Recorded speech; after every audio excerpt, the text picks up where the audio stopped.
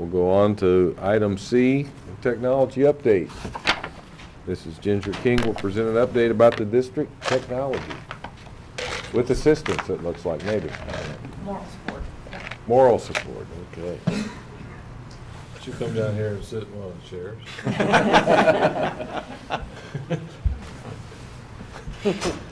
May not be able to get up. Sorry? Yes, and then bring those chairs in. Good evening, everybody. Good evening. Back again for another monthly update of technology. Actually, in years past, this was when I typically came for our annual review. You've seen a lot of us in the technology department this year, but on pages 12 and 13 of your board packet, I encourage you to look at our board monitoring questions. We submitted those to you all this time as well. Lots of good information in there. I would point out a couple things. Right at the top, under availability, we are, with the support staff that we have, supporting over 2,200 computers with the addition of 160 new iPads this year. So that was, those iPads are a little challenging. They take up a lot more time than you would imagine for a device that small. So we are looking at adding approximately 400 to 450 new devices next year. So that number will, next year, take a look at that and we'll see some increases. Just when we think that we have put a smart board or an interactive board in every single room in the district, Brenda asks me every year about this time, okay, we're planning on training, how many more do you think we'll have? I think we've only 5 or 6. I think we've got them all covered. And principals start talking to me, and before you know it, we had, I think it was 15 this year, and we replaced several too. You know, we started this about 8 years ago, and they're starting to fail. So we're replacing those now. So we did quite a bit of replacement this year too. So I think we wound up with about 25 or 26 installs that we did. So just when you think we're done, we're still continuing on. So lots of good information in the board monitoring questions, and read that if you haven't already. So I just wanted to give you a little monthly update. I'll prepare you though that this is not the end of the year wrap up. This is just this is our monthly update. May 2nd. Just another teaser. This is, yeah. May 2nd, we will have our pilot teachers come in. We'll give you our end of year wrap up, what our take on this whole year has been, where we think where we're going to go for next year. And so this is just I'll prepare you. I might not have all the answers tonight. We're still getting there. So just to keep in your mind, there were 8 teachers in this pilot this year, 3 at the middle school, 5 at the high school. Those teachers were chosen because they went into the brand new classrooms from construction. Those teachers are also very innovative, willing to go with the flow, if you will, test new things out, and just great teachers to work with. That's some of the equipment that we implemented in both of the buildings. We also added additional technology in their rooms, like document cameras, enhanced audio system with speakers, and interactive projectors. Overall this year, we've spent about 35 hours of in-service instruction with those teachers. There were 3 days this summer that we met. Everything else has been during the school year. They met for instruction from Brenda and Linda. They met to create and build their lessons and just to collaborate with each other. That group has asked, and you'll see in a couple slides from now, to not disband after this year, that even though some of them are high school and some of them are middle school, they felt that working together as a group was a fantastic plan for them, and they are asking to continue that for next year too. And they are, I can't say it enough, they were a terrific group for this pilot. In 2013 and 14, we will continue with that group. The calendar lends itself next year for our PD days that Brenda and Linda will not be able to train everyone. So in the past, we have hoped for a train-the-trainer model, work with people, but the 1-hour sessions after school really weren't cutting it. The teachers couldn't get in to be mentors. This model next year will allow us to, the 6 or 7 pilot teachers we have 1 teacher that's in the pilot that won't be returning next year. will be able to help us next year with some train the trainer, and on those PD days be able to get in and help other teachers. They have had so much instruction this year, and they will be able to help us out. They will be here next board meeting, May the 2nd, to give you their feedback on what they learned this year and what we can improve on.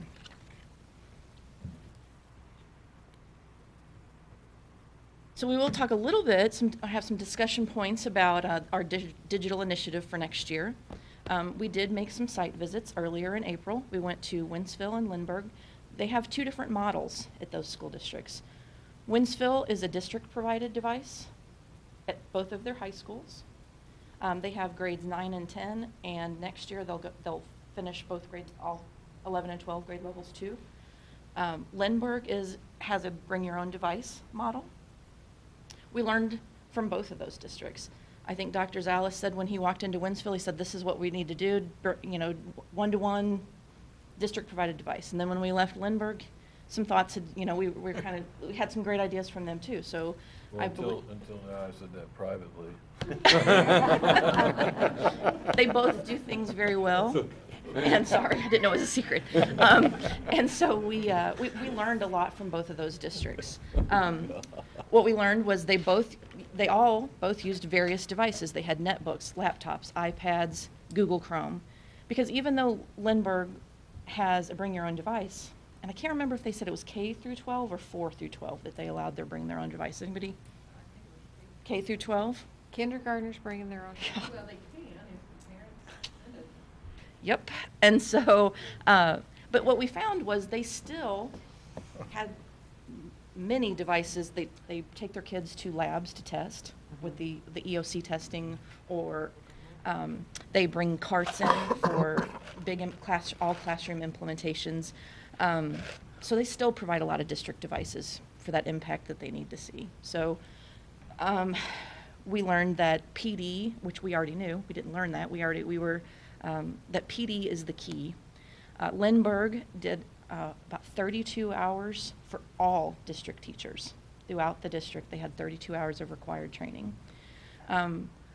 We will be visiting again in a couple weeks. We're going back up for a second look to look at their training calendar. What are you training on? How are you coordinating all of that? They have 2 district instructional technology people as well. They're a little bit larger district than us, not by much, but a little bit. They're making it happen with 2 people. They are providing that training. We want to go back up. They're great to have us back up. We'll be making that visit again and learning what we can from them. But above all, what we learned, and I kind of was affirmation that we are doing things right. And I think it was the last time I presented, Greg, you asked me if we were kind of on the right track. Where are we as the rest of the state?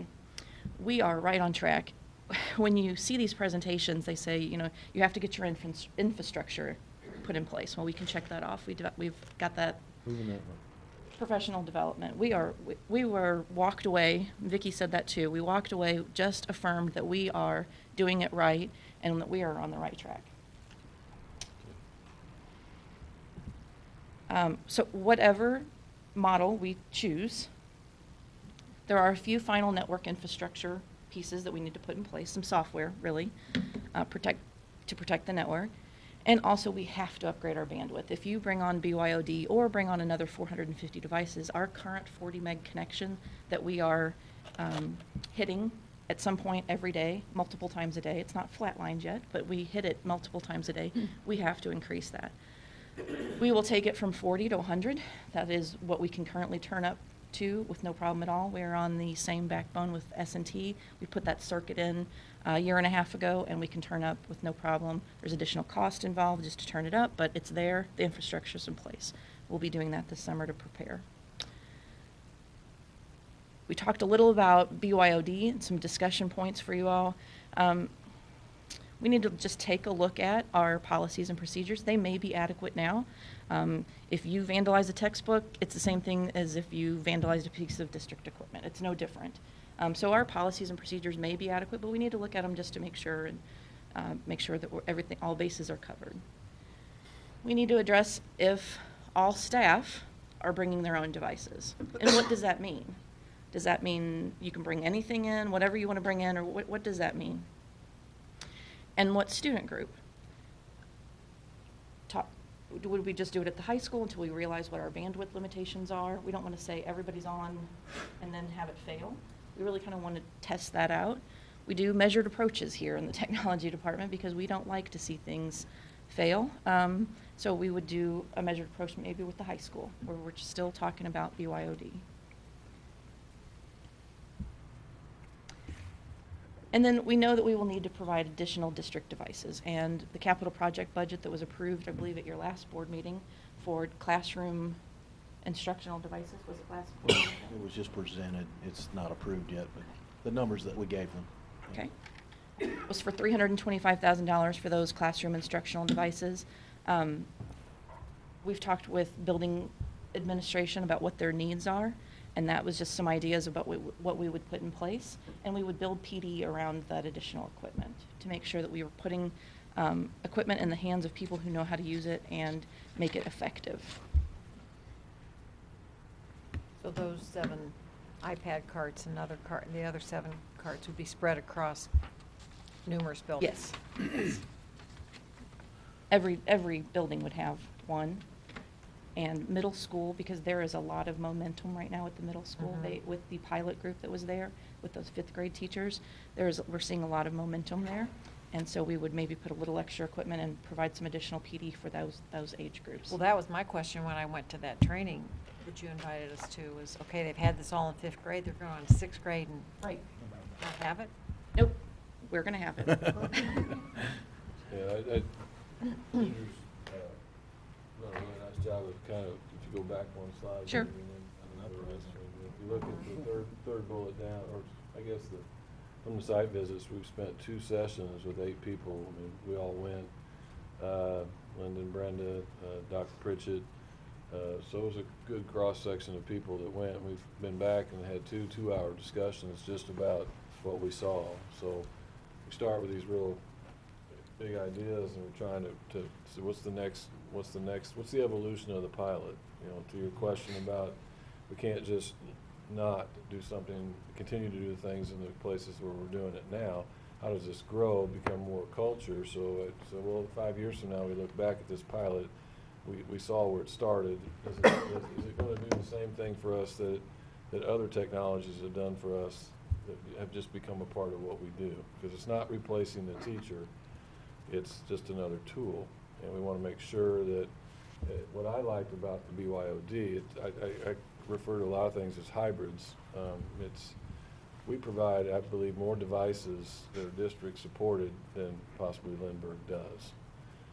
That environment where we provide devices gets to, in addition to a BYOD environment, gets to the equity issue that a one-to-one Yeah, that's what I'm wondering. I mean, to me, you've got BYODs at one end of the spectrum and district is at the other. To me, particularly in a community like ours, it seems like some sort of hybrid approach.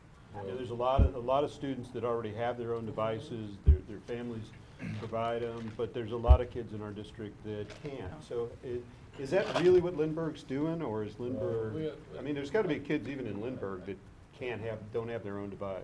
I think what we're finding is that we go out, as Ginger said, we go out and we find affirmations. We go out and we hear people that are in the publications and doing presentations. We go out and see them, and we come back and we say, well, we're already doing that. You know, the things that Brendan and Linda are doing with My Big Campus, we're far ahead in a lot of places. But what I personally have come away with too, I think a kid needs to be very flexible and agile in the type of technology that they use. Absolutely. They can't just be using one device. And what I liked, of course, both the superintendents are longtime friends of mine. And as I said, I came away from the second one thinking, well, that makes a lot of sense when 3 kids are working together with one device collaboratively on a problem to solve, as opposed to each kid with their head in a device, not talking to one another. You know, what is a better methodology? And then Craig and I went to the flipped classroom presentation, and we go down that path too. What we're doing right now is going down this path and chasing all the rabbits into holes all the way down until we come out with what Rollins' version will be. Can we sustain it budgetarily? And is there a hybrid model that allows us to continue to move forward? We've made tremendous progress under Ginger's leadership and the things that we've done, tremendous. If we could take the whole community to these places and then come back and see what we have, very proud of what we've done. And we're going to continue to, what's the next step in the pilot? And the next step of changing the culture of teaching, it's got to come through infrastructure support, which you have been gracious enough to let us do. It's got to come from the PD, and we've changed the calendar slightly to allow for some more of that to happen. And we've got to get people continually to buy into just the transformation of teaching. And it's not the first transformation that's come through, but we're not going to jump into it so crazy that we come back and say, well, I wish we hadn't done that. At the same time, we want to not be behind. So it's a very uncomfortable place to be for someone like us who has to have, you know, these things happen sequentially, logically, and it's one thing, and one time a year we approve the budget for it. It's just really an interesting thing because it also involves change in people. I'm fascinated in how people adapt to change, just that kind of leadership it requires to make people, or not make people, but just to watch the groundswell of support for it. So it's not a top-down delivery, it's just a cultural change that occurs because when the kids come to us, we're unplugging them. They're plugged in all the time until they get to us and they sit in the industrial model in a classroom in rows, and then we ask them to turn everything off. We're the BYOD that we had heard about, and that we're maybe the next step is let's turn it on. Let's do access points maybe semester for greater district staff. We've got a network we need to test. We start at a high school, and then kids are going to experience it in their world in school what they do everywhere else. We're worried about cell phone policy. It really hasn't been an issue for us. We're worried about that, and kids rose to the occasion. I think what we're hearing here, kids will rise to the occasion, and I think but it's scary, and it's changed. And so kudos to them. We have great discussions. I could have them all day long because it gets, I wouldn't say tense, we have disagreements, it's think tank kind of stuff. You know, I don't agree with you on that. I think that we can't do that all right, let's start real big and kind of get it towards manageable. So that's the process. We don't know yet. That's why we got to go back and see some more.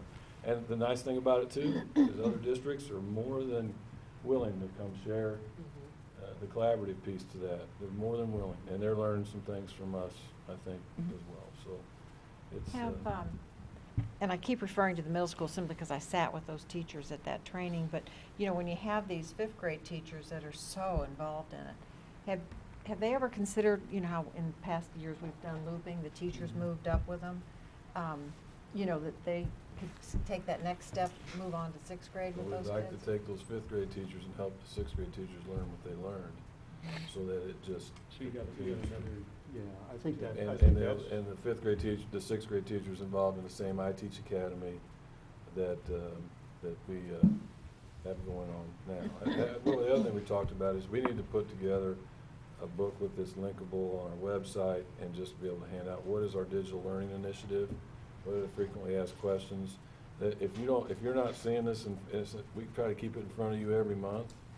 There are people in the community that don't know.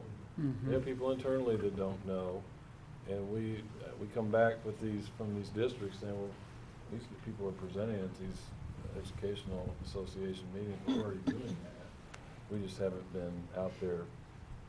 We're busy doing it rather Well, than. but we You know, need- Keith, we that's need exactly what it is. We're working on a communication plan for this particular initiative, so that when we turn it on, it just, you know, it's not just there's gonna be a plan to that. You know, and We are kind of doing BYOD at the high school right now. When we allowed cell phones to come in, the teachers have the ability to say, okay, take out your phones, and today we're going to, but the difference is, they're on their own data plans right now. If it involves the internet at all, they're using their own data plans. They're not filtered. So next year, if we, as we move forward, they would log into our network and have and be utilizing our resources. So that helps parents who don't have unlimited data packages. It's a little hard to expect that a kid is going to bring a cell phone and maybe use their own data plan. So next year, that's something definitely. But we are already doing somewhat of a BYOD at the high school. There's a lot of teachers, I think, that you can attest to that are already doing that with their kids. The network's different than the network they're on when they're on 4G. Sure. So it's an educational network. So if you're at a ball game or something and you have people come up to you and say, I'm hitting the Raleigh Public Schools site, give me the password so I can get in, they think they're going to head into Facebook or eBay or something. It's an educational network for resources, whether it be textbook related or research related. That's what it's there for. So that's kind of, I'm sure I get asked that I do quite too. often. When we get to log in to just go right around. That's We're still not Panera Bread. That's what we're, so I had a note to We're say never that. gonna So be there was, I get that in every time. You know, Um, one of the tough things that I think about often is you can never keep up with the latest and greatest in the technology thing. You know, somebody gets a new nice phone and all they're talking about is when my next upgrade is so I can get the next best phone. Right. And so I think that's something we have to obviously consider too, is what devices. We don't ever want to be on the bleeding edge because that is typically financially not sustainable. Right. But we want to make sure that we are building momentum, moving forward always. But I'm not so much of a bleeding edge type person as a, moderate. We're going to do this right and be financially and fiscally responsible. Dr. Simpson at Lindbergh had several different quips, but the one I liked a lot, and Dr. Zales kind of alluded to it there, is they met, their group met every Friday, and he said, we had a lot of ice cream headaches. And we would get together, and the problem that we thought we would never resolve, 2 months down the road, it was resolved. And we'd look back and say, oh, we never thought we'd get an answer, a solution to that. And so there are a lot of things, and we have met several times since then, twice since then. We're meeting again. This is not anything that is finished, done, moving on to the next. It's a journey. We're on it. We talk about it all the time. So the ice cream headache was a good. I'm really intrigued by the idea of how we bring more teachers into this, because I've heard from Wait for my next kids slide. and You're getting there. that, there are some teachers that are just, I'm not doing technology. Yes. Well, wait till my next slide, Keith, because you're. Sorry, I here's- didn't know. Before we get, I'm sorry, sir. Go ahead. What are the other districts that are doing BYOD for the students who don't have one? Are they working their way towards That's my question. one-to-one? Are they, So, what? kind of what Lindbergh does, and it was really interesting, and you guys will completely understand this. When they first started this, maybe 40% of their kids brought a device. Well, after Christmas, they saw a big spike. After, back in August, sales tax free weekend, they would see they'd see big spikes. So they said they're at about, I believe, 92% now. 92, yeah. Was it 92% of their students bringing in devices? Now, does that mean that they're just bringing in a cell phone? Maybe. And so maybe that's not exactly the tool that is going to make a huge impact, but what they're also doing is they said at their high school they have at least 1 to 2 carts available per department. So they are supplementing those students that don't have a device. They also have at the elementary level, I believe they said they had at least 5 computers in every classroom. So they are, and then they're also doing a lot of collaboration. They said themselves, for the kids that don't have it, they're working together in groups. Because one of the concerns I keep having is the more we see teachers molding their classroom around a new generation of how we're doing Yes. something, if we've got this percentage that don't have devices, then the teacher either can't continue moving forward because we're going to lose somebody, or you're holding back Right. those who have the devices because we're not fully utilizing those.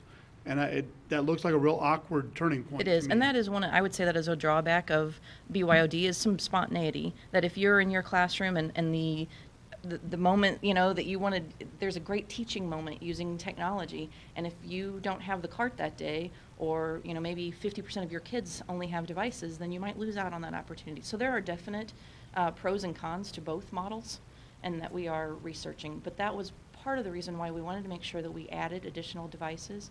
It was, I did take from Lindbergh that they are doing BYOD, but when they do major classroom projects, they wheel in their district devices. This is not too different from, way back in the day when we first started doing teaching and doing research on the internet. The kids that were out that didn't have, maybe only had dial-up or didn't have any access, we opened the labs up and allowed the kids to stay at school and do the work. It's kind of analogous to where we were, I don't know, 10 years ago maybe. We've got to find a way, I agree with Tony, we've got to find a way that we don't create this digital divide Right. in our school district. But- I think it's a real And we are very possibility. cognizant of that, and we want to make sure that, I'll say that education is very cyclical, and we've had carts before. We've done carts.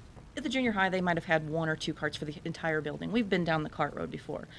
What I want to make sure is that you can put as much, and I've said this 100 times, you can put as much equipment in the buildings that you want, but if we don't provide that professional development, the carts will sit, or they will be in someone's room who has that enthusiasm and that knowledge, and then no one else wants to come take it from them, or, yeah. So, we are very cognizant of that whole equality issue, and we will make sure that, it's another step in our movement forward. You don't want the cart before the horse. I did, Yeah, I also- listened to a presentation at Missouri State Board meeting on that. It was a local district, and they had recycled some of their equipment, had that available for students, and they were bringing their own device. Yeah. Also, along Jeannie's comment about, is that the total of what we're adding? Not really. Some of the principals in their own building Using their budget, budgets yes. are looking at also adding additional carts on top of these. So there's some departments that will benefit besides these 14 carts. So, And we're working with those administrators to see what they can provide to add to what was budgeted in the district technology budget too. Another And thing I was just gonna add so to you- you guys' comment is what Dr. Zalas said, that, if half the students have it and half the students don't, that's when you do the collaboration. That's when you do work together. Just like back when I taught, you'd have a group project, 4 of them would work together with encyclopedias or whatever. It is that collaboration that, which could definitely be worked out. Which is beneficial That to it- them. it It is. is excellent. That's how exactly, you're talking to When each you- other instead of keeping your head in this. When you talk to When you start business flipping the leaders, classroom, you've got to be really careful that when you flip the classroom, that all 30 of those kids or 25 of those kids in the classroom have the ability to access the. Hold that point. What we learned to that point is they had students in there that didn't have access at home, that they would figure out a way to get the video assignment first of all, flipped classroom is not a top-down delivery. We gotta have somebody willing to do it, and it can't be done for every lesson. If you just research flipped classroom, you know what we're talking about. So if a teacher has a lesson, and they have kids that do not have access at home, they burn lessons on a disc, put it in a DVD player, they put it on flash drives, they put it on anything. They put it on the, what do you call them, dumb phones? Yeah. They found ways to put it on, not the smartphones, on any kind of device. The teacher found ways to do that. But you can't, they started, the creator of the flipped classroom started by taking every single one of his lessons in chemistry and converting it to video. Well, we saw some presentations, and you will. Karen Hammond kind of does some of that. It's Yeah, not the Katie actual White does face, that, but yes. with the document cameras, some of that's happening. So, that's how they got to that equity issue of not having it at home. I was thinking the very same thing, and he answered the question, or somebody else asked that question when we were in the telepresence conference. So I thought, well, there's And Keith- finding a way to make that happen. even some students come in and do it Yeah. during the 15 minutes class is starting while other students are getting questions answered. So it's Yeah, a I much think more it- individualized. My only point is, we've got to keep that in mind Sure. as we continue on this journey, is that this district in particular, I think, is very sort of bimodal in a lot of ways, and we've got to be really conscious that we don't just leave a whole group of kids Yeah. out of Yes. the equation. Lindbergh And said they were- You guys are doing that, I know that. We are, Just we are. make sure Lindbergh you said keep they were that in really mind. surprised by the number of kids the kids that they never thought could bring anything are actually bringing things in. But one of the things they said that really kind of stuck with me was, you can't hold back the masses for the few. Yeah.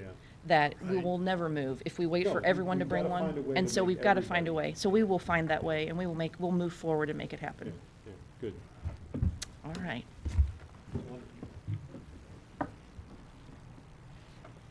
So Keith, here's the answer. Our professional development plan is ever evolving. We will be increasing our in-service and learning and collaboration time next year through our PD days, through pulling, we don't want to, Kelly said the other day that pulling teachers out of the classroom is never what we really want to do, but I believe that what we're doing makes that a person a better teacher, and they are going to come back, and it's just, we have to do this. The technology planning committee came back with a recommendation that said, we know that those 1 hour after school sessions are not making the difference that we want them to. They have to have time to sit together, to create their lessons, to work on it with someone who's there to guide them, and also to collaborate together, to learn from each other, to make themselves better teachers. So we know that that in-service has to happen. So some of the plans that we are developing for next year include that. We have always had, and my next slide will show you, since 2007, we've always had what we call the iTeach Academy. It meets during the summer and throughout the year.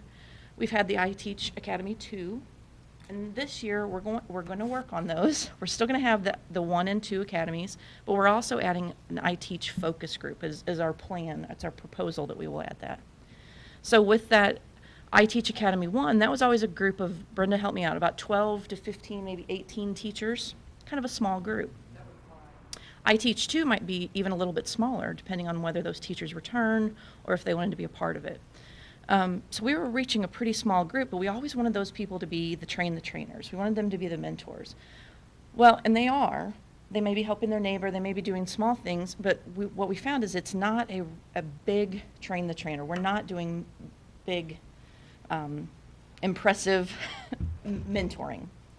So we are pulling out, we're going to identify some 3rd and 4th grade teachers, some 5th and 6th grade teachers, 7th, junior high, and high school.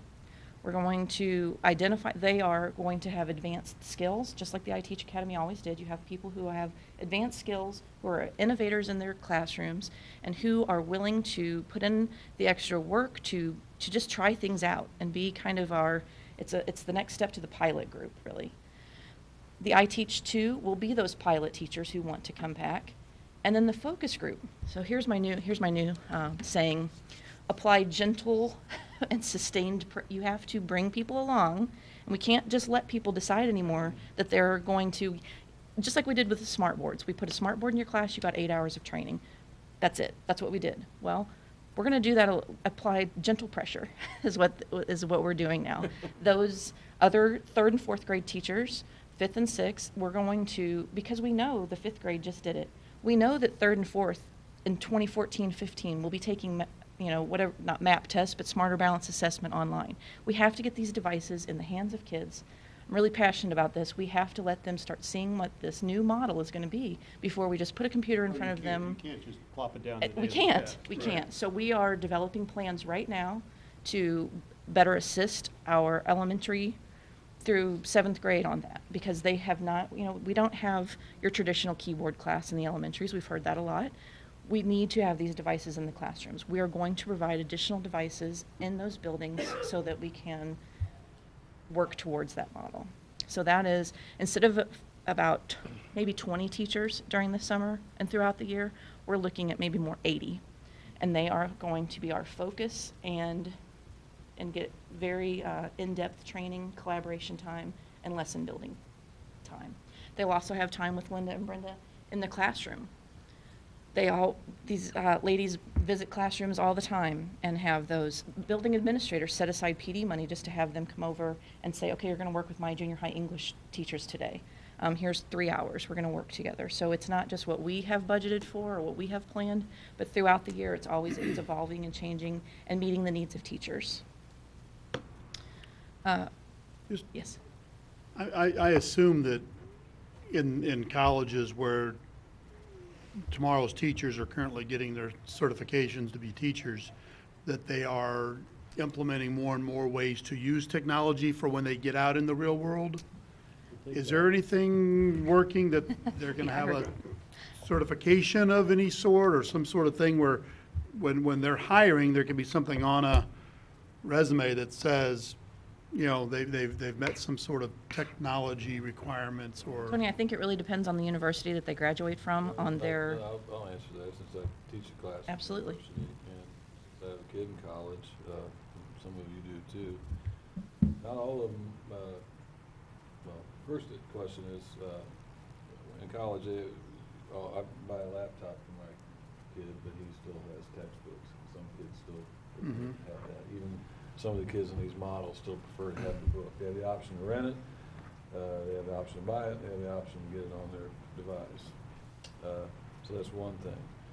And the assessments for a teacher to become part of the top 10 by 20 tenants for the state of Missouri, as we applied and received the waiver of No Child Left Behind, was that piece about teacher evaluation, teacher licensure, and its interface with the higher education environment. So the praxis test will go away, the GPA's increasing to 3.0 in the core content area plus this 3.0 up from the C-based test will go away and be replaced with a test that's acronym is MEGA. I don't know if that means more or I suppose it's an appropriate acronym, but it does stand for something. And all that comes online starting 14, 15.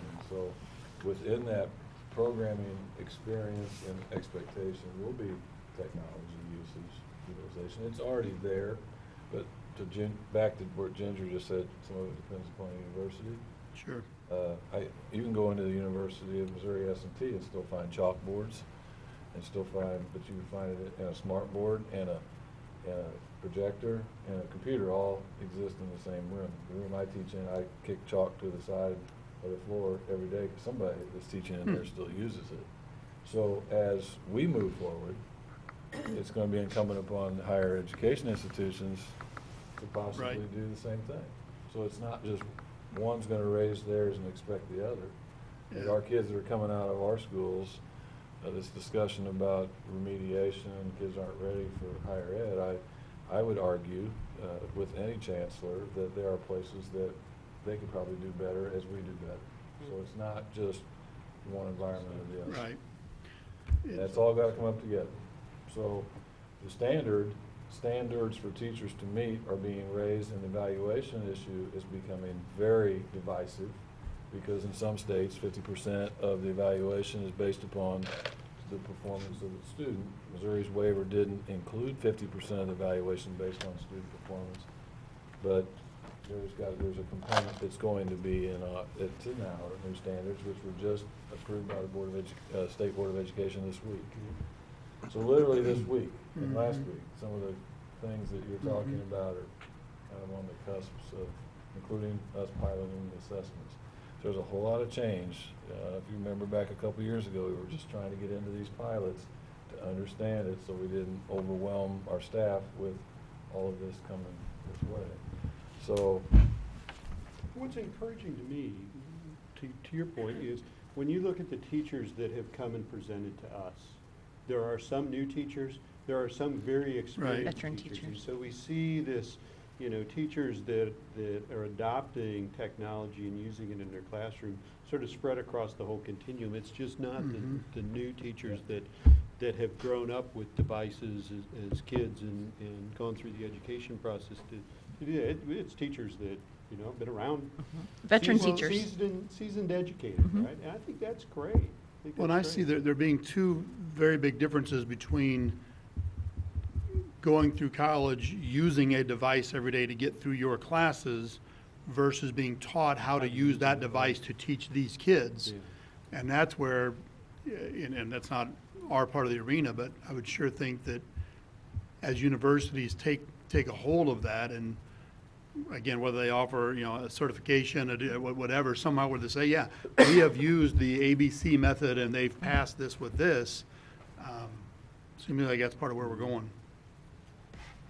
I would believe that we would be under the false idea that if we expected every single teacher, brand new teacher, to come out of college prepared and ready to create student-based projects, learning projects. Sure. And that is why we will be increasing our new teacher instruction next year from 8 hours to 15. Yep. See, that surprises me because I would think, as Tony's and are saying, that It- they would not need that some of It's them not could just the probably instruction time, teach the Jamie. classes. It's not just the instruction time. It's the time for them to collaborate as brand-new teachers, creating those student projects and learning. Brenda, you would probably be best to speak to this, but it's more than just Brenda standing up. Just like we don't want our regular classroom teachers standing up and lecturing the entire time, Mhm. Brenda and Linda do not stand up and lecture the entire time, or it's not 100% instruction. It's that creating lessons and just, it's, Thinking differently, transforming. yeah, thinking differently. She's helping me out. Thinking differently and transforming what they've done. Because you're exactly right, Tony.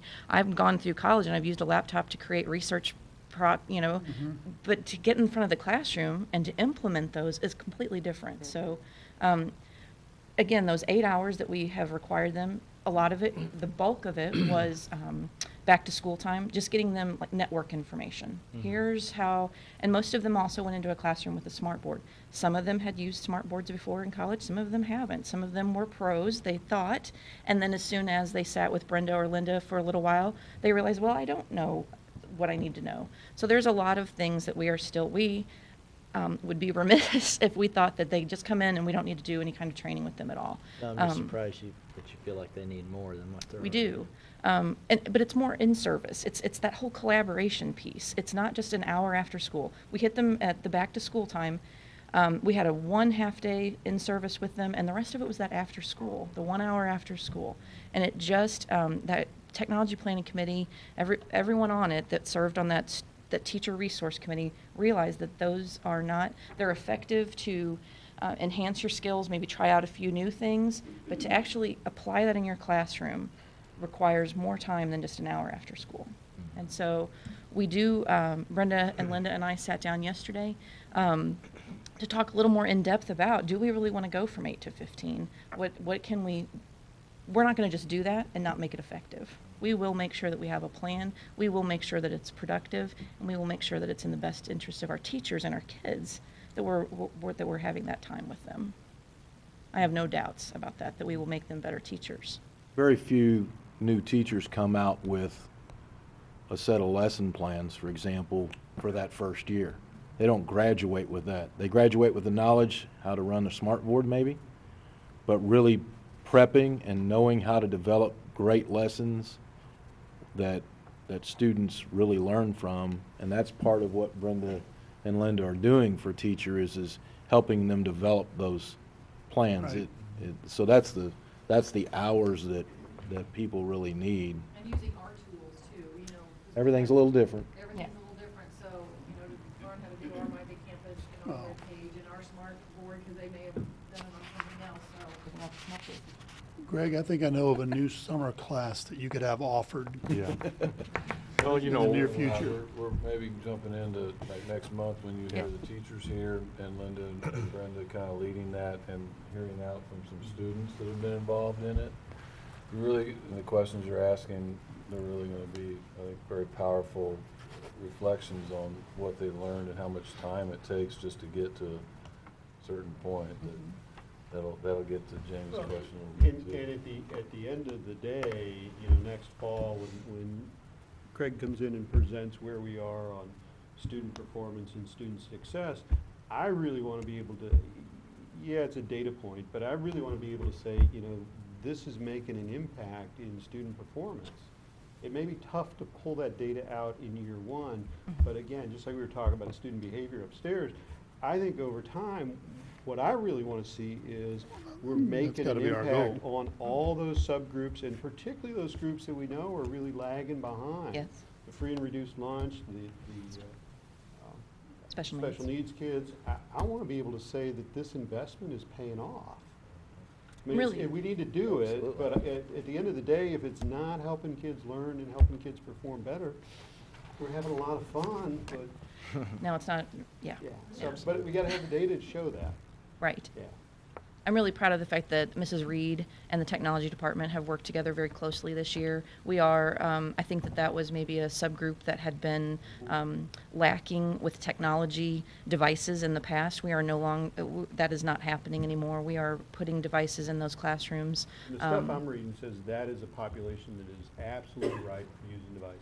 Didn't the junior high just implement that? I'm sorry, Didn't the Jane? junior high just implement that with The junior special ed? high just bought 3 new iPads for their 3 current special education teachers.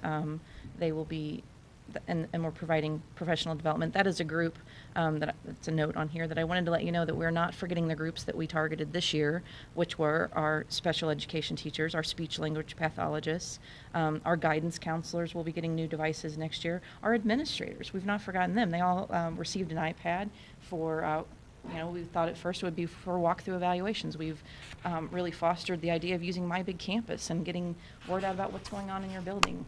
We're not letting our administrator group not receive professional development either. Dr. Zala sets time aside at every administrative meeting, a technology focus, and we hit, an hour and a half,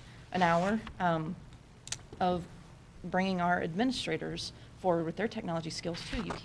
They don't know what to expect from their teachers if they don't have the same knowledge. So we are bringing them along too.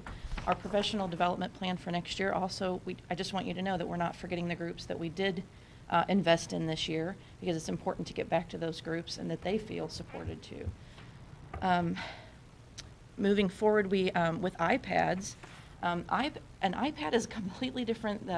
Keith, the iPad that you have sitting in front of you is a completely different animal when you have one of them versus an entire cart of them and you're passing them out to your students. So Brenda had the idea yesterday that we would call them our iPad boot camps, that if you're going to use the cart, we want to give you instructions on how to make it an effective tool. It's not just to play games, have fun, like you just mentioned. It's about being effective in the classroom and making a difference. I'm pretty good. Yeah, no, you're not. So we're talking about iPad boot camps, and then also we are going to include those pilot teachers from this year. We were going to include them next year, and we're going to utilize their skills and their talents too, because they're a great group. And final slide, moving along. I just wanted to kind of let you know the progression of our professional development. In 2007, we had our very first summer academy. Mrs. Spurgeon became the district's first instructional technology facilitator in 2007. In 2008 and 9, we decided to call that our iTeach Academy. And we've been moving forward. You can see it's been about 14 hours. It was 18 hours. Well, now we've evolved to where it's about 35 hours of instruction and collaboration time. Just this past summer in June, you all approved the hiring of our second technology position, and Mrs. Linda Hagan came on board, and she has hit the ground running, and I don't know if you've taken too many breaths since then, but we've definitely seen the impact of having another person, and it's just been great to, district-wide, to hit all those buildings. Brenda was running a little ragged, hitting all the buildings by herself, so it's great to have help, and I think we're definitely making a difference. And then next year, our goal is to completely utilize those professional development days, make them the most effective that we can, and make sure that we are hitting Common Core areas and preparing our students for the new online testing requirements, because that is key. We can't, like you said, Keith, we cannot just plop a device down and say, all right, you're ready to test. That Smarter Balanced pilot that Craig set up for us was great in recognizing that you don't want, and we didn't see it with the elementary kids, but we don't want our kids taking more time to type something than to create something. And so those are all things that we're going to have to work out next year, and by doing that, we have to have the devices in their hands. So, and the teachers that maybe haven't ever had those devices before, each elementary had a computer lab. We have a few e-mints rooms or enhanced technology rooms, but there's just not a lot of devices in those buildings. So we will get the devices in there, we're going to provide the professional development, and we're going to see where it takes us. And hopefully by 2014-15, we will be have some students who are ready to be smarter balanced. That's right. Yeah. And that was my April wrap-up for you. Okay. Thank Thank you. you.